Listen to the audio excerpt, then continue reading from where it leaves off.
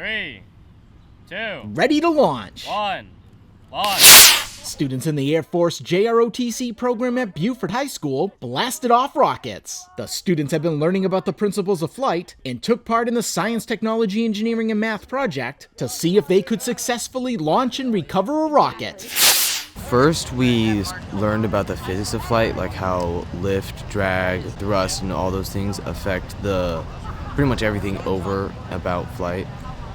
Then we started moving more into rockets and the different type of fuels that they use and what allows them to go up that long and that far.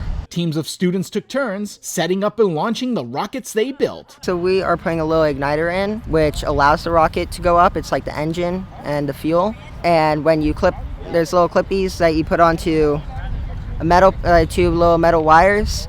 And when you put them on, it will send electricity through and ignite the rocket so it can go and fly.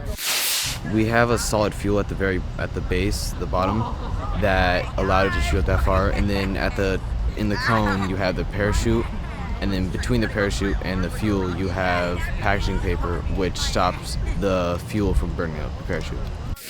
The rockets went about 80 feet up into the sky at Beaufort High School. Ron Lopes, Beaufort County School District.